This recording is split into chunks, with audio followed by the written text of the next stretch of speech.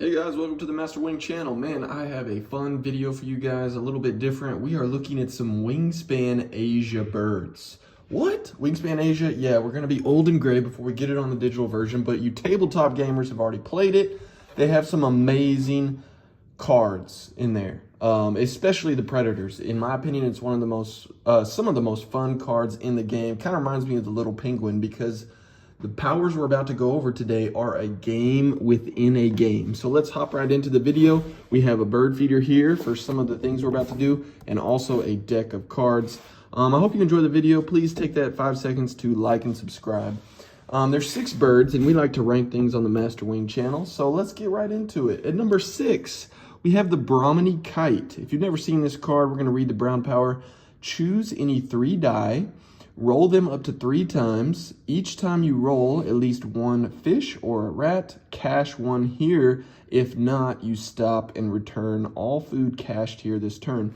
So you saw the title of the video. This is why we call them pressure luck birds, because if you keep going, there's a chance you could lose it all and return all the food. So let's just give it a go here for the Brahminy Kite. Choose any 3 die. It could be helpful because you could deny your opponent nectar.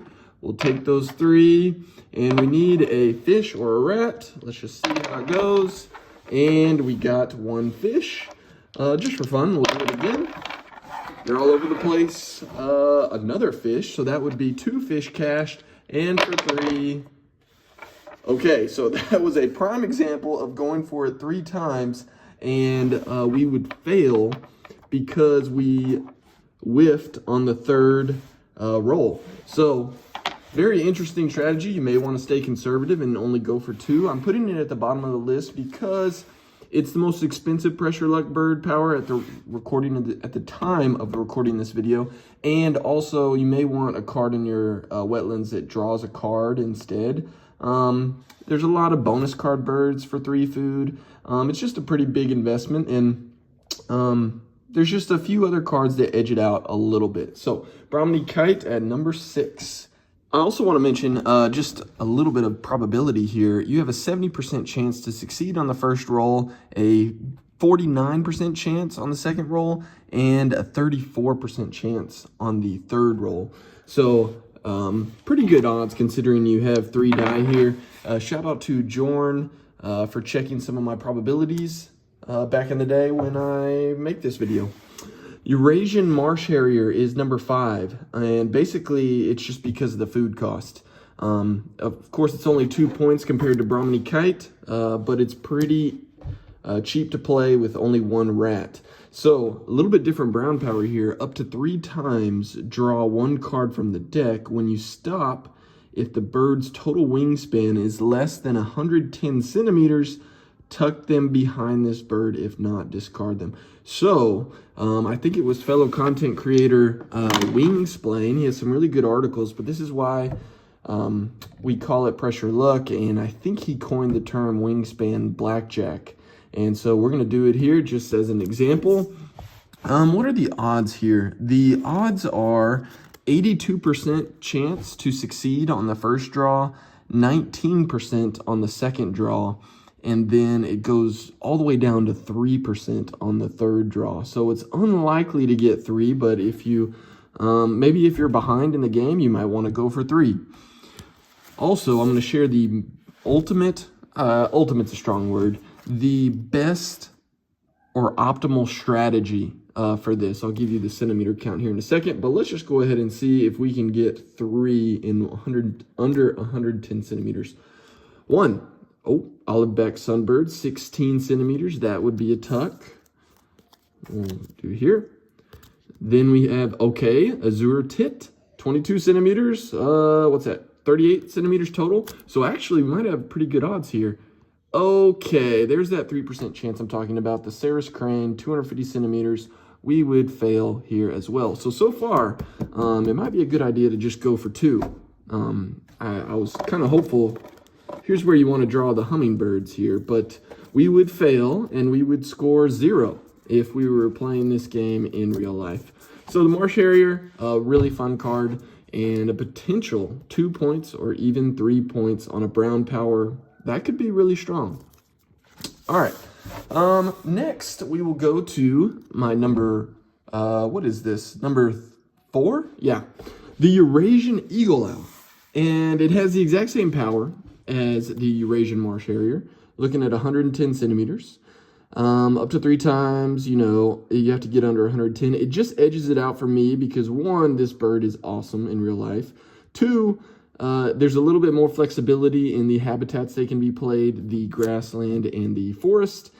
So maybe if you have more of a grassland egg engine, there's that chance you could score 1, 2, or 3 points with the Eurasian Eagle Owl. Okay, and I want to share the optimal strategy for the Eurasian Eagle Owl. We're not diving too much into the math here, but the optimal strategy, based off of formula written by people smarter than me, props to the probability info on the Wingspan Tournament Discord. You should draw a second card if the first bird's wingspan is 64 centimeters or less, and then you should draw a third card if the sum of the first 2 birds is 38 centimeters or less. So that doesn't give you a big window, but if you draw 2 hummingbirds and they're under 38 centimeters, then maybe you might want to draw a third card for optimal strategy. All right, so let's see with the Eurasian Eagle Owl. We're looking for under 110. We've got 34. Bingo. Oh, okay, now we have the Great Spotted Woodpecker, 41 plus 34. What are we looking at? About 75 centimeters. So I think in a real game, I would probably stop with 2.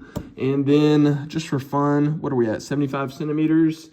Oh, 26, the Satyr Tragopan. 26 plus 75, looking at 101 centimeters. So this would be a 3-point activation. So maybe you're behind in the game and you take that chance. That's pretty cool. That was very satisfying. I just think this adds a whole nother level of fun when you play the game. All right, and then we're looking at number 3. White-throated kingfisher. Obviously, you can play it in all 3 habitats, a little bit more flexibility. The power is slightly different. Choose any 1 die, roll them up to 3 times. Each time you roll a worm, fish, or rat, cash 1 here. So I think pretty good odds. For the white-throated kingfisher, you have a 66% chance of success on the first roll, 44% on the second roll, and 29% to cash a point all 3. All right, so let's give it a shot. You only get to roll 1 die, though. So, all right, let's deny our opponent some nectar like we normally like to do. And worm, fish, or rat. Okay, that's 1. We got 1 cash. We got 2 cash. We got 3 caches. All right, white-throated kingfisher doing it big at number 4. Pretty cool. Next, number 2, we have the purple heron. Choose any 2 die, roll them up to 3 times. Same story here, so if you like to roll dice, this is the card for you. Let's look at the odds here. You have a 75% chance of success. That's really good. So I won't say guaranteed, but 75%'s pretty good odds. Then for the second roll, if you continue, 56%. Third roll, 42%. Let's give it a shot. Okay, so we failed, and all that. Oh, no, we didn't. Yes, we did. Okay, I was looking at the food cost to play it. Very flexible food cost, cheap, easy to play, and we failed because the worm and the fish. I ranked this number 2 because I've played this bird and I hardly ever fail on the first time, so that was not a good example, but hey, it is what it is when you play games of chance. And then the first and best pressure luck bird, in my opinion, is the forest owlet. I'm going to put a link in the description of some gameplay with the forest owlet. I want to say I had double-digit caches.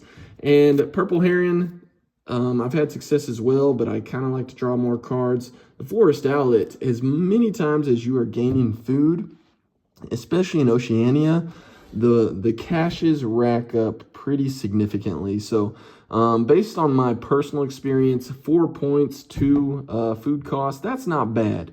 And a lot of people may like an extra food resource, but I think it's worthwhile. Let's see if it proves me right or wrong. I'm looking for a worm or a rat.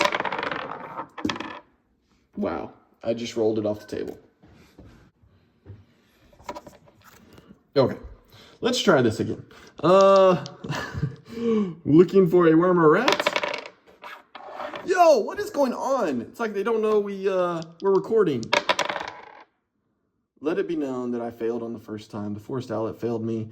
My second attempt, we got one.